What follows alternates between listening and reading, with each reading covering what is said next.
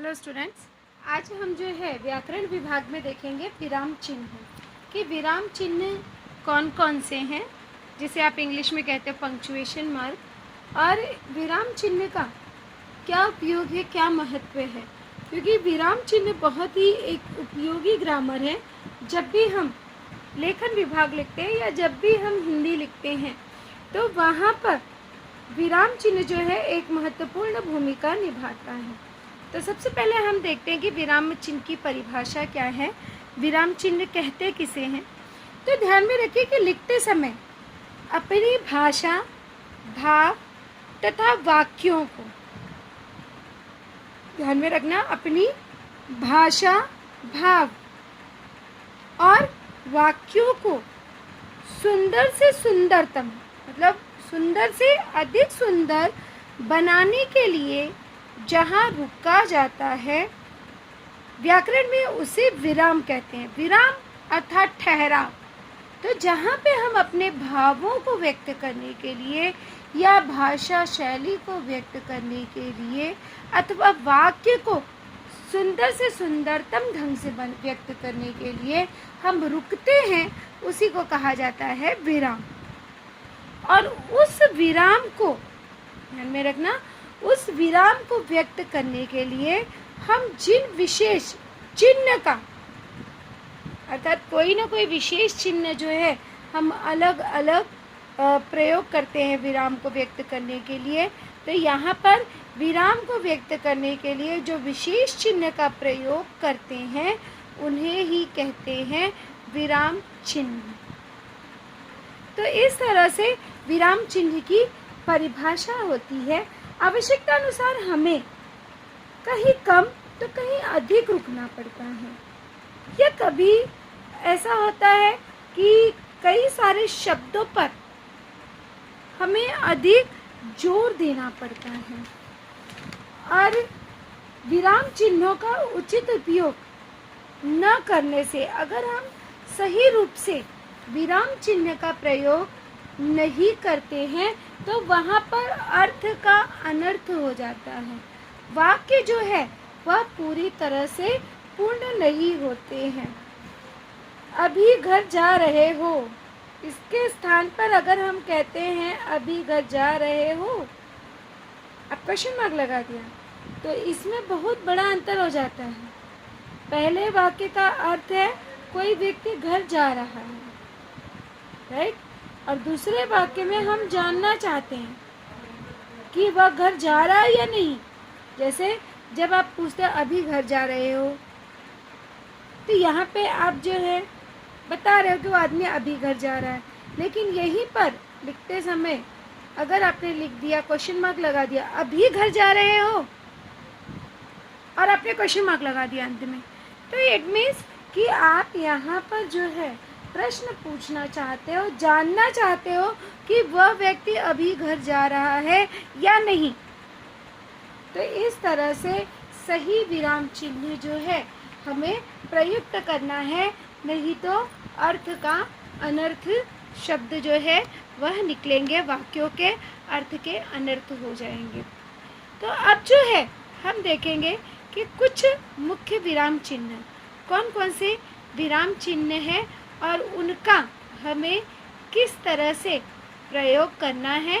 जब भी आप लिखते हो लेखन शैली में हमें उसे प्रयुक्त करना है। आइए अब देखते हैं। सबसे पहला जो है पहला हमारा विराम चिन्ह जो है, पहला है अल्प विराम, जिसे हम कहते हैं पहला हमारा क्या है, पहला हम देखेंगे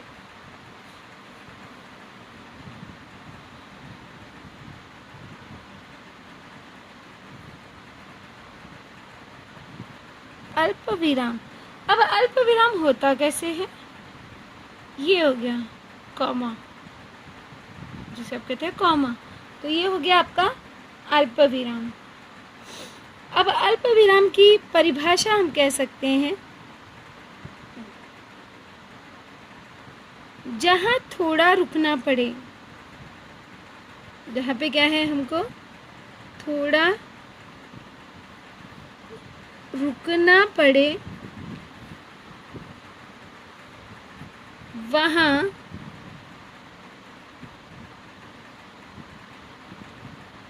अल्प विराम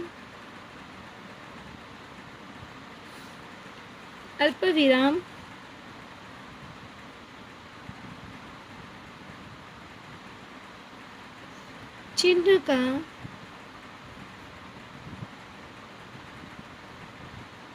उपयोग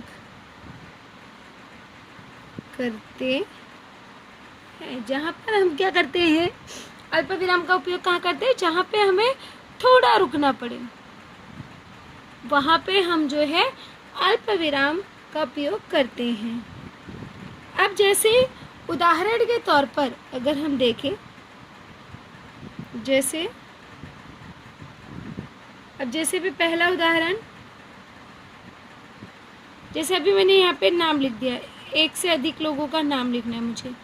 राकेश, सुरेश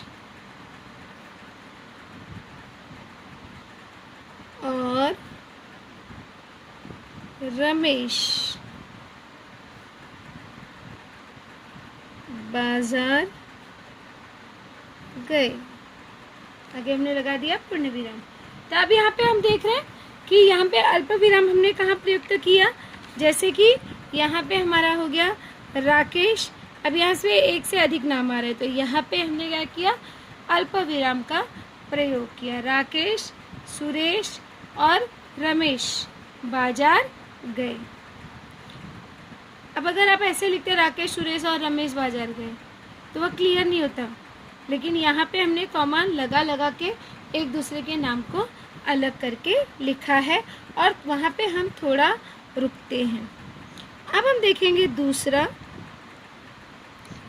हमारा क्या होता है, अर्धविराम। दूसरा क्या है, अर्धविराम। अब ये अल्प विराम की तरह ही होता है, लेकिन उसका चिन्ह जो है वह इस तरह से होता है, एक फुल स्टॉप और उसके बाद कॉमा, तो इसको कहते हैं अर्धविराम। अब अर्धविराम का हम प्रयोग कहाँ करते हैं, अर्धविराम जैसे कि अर्धविराम का चिन्ह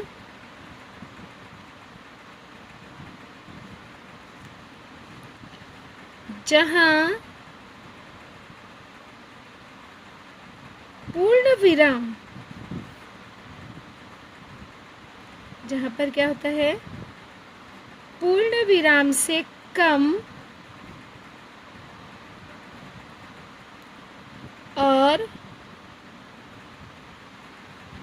अल्प विराम। पूर्ण विराम हम तब लगाते हैं जब हमारा वाक्य पूरा हो जाता है या जहाँ पे कम रुकना पड़े, तो अर्ध विराम बीच में आता है, न पूर्ण विराम होता है न वो अल्प विराम होता है। तो अर्ध विराम का चिन्ह जहाँ पूर्ण विराम से कम और अल्प विराम से,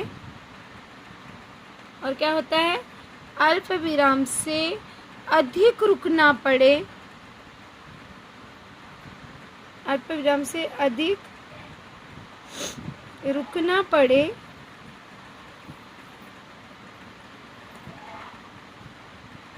तो वहाँ पर तो अर्ध विराम का, तो क्या करते हैं, अर्ध विराम का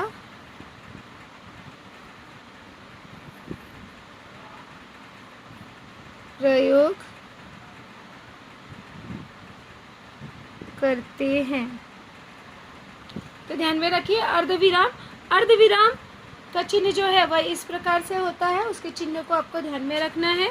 यह चिन्ह जो है यह अर्धविराम का है। तो अर्धविराम का चिन्ह जहाँ पूर्ण विराम से कम और अल्प विराम से अधिक रुकना पड़े, तो हम क्या करते हैं, अर्धविराम का प्रयोग करते हैं।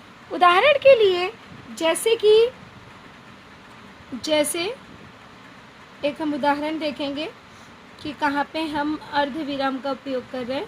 जैसे मैं उसे कितना चाहता हूँ,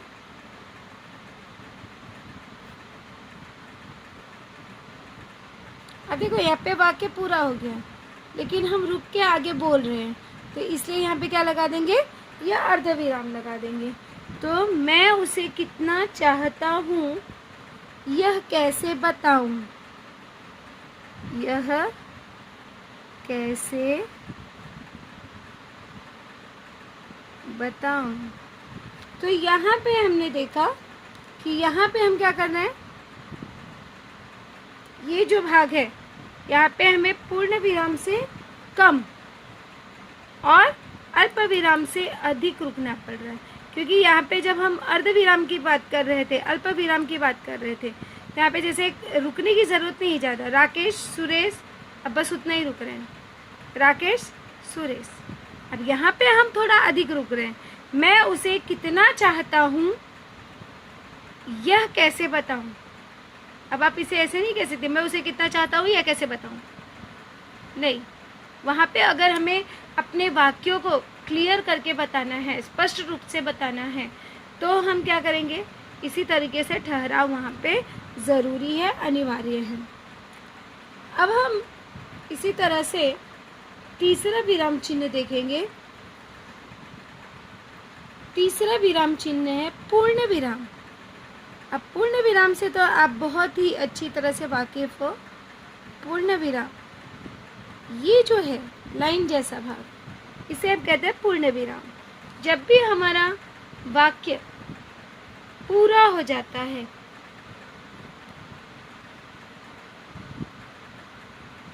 तब हम पूर्ण विराम का प्रयोग करते हैं।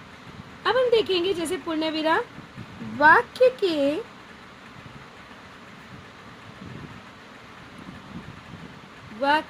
पूरे होने पर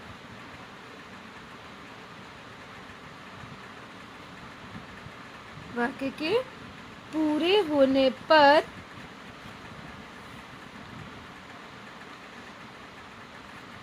जिस चिन्ह का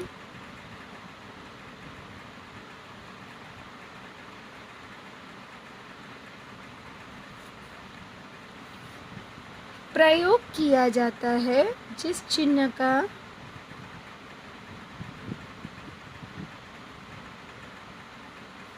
प्रयोग किया जाता है,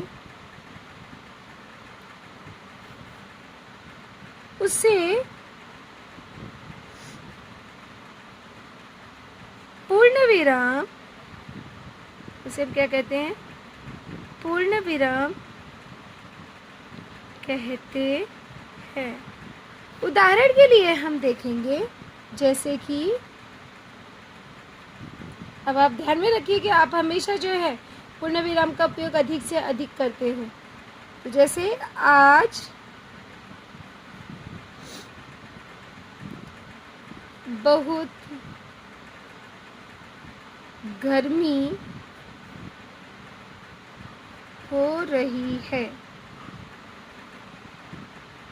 अब ये वाक्य हमारा पूरा हो गया, तो हमने क्या कर दिया, यहाँ पे वाक्य हमारा पूरा जैसे ही हुआ तो हमने क्या किया, पूर्ण विराम लगा दिया। अब इसके बाद जो है हम अपना नया वाक्य शुरू कर सकते हैं। तो ध्यान में रखिए, जब भी हमारा वाक्य पूरा होता है तो हम पूर्ण विराम लगाते हैं।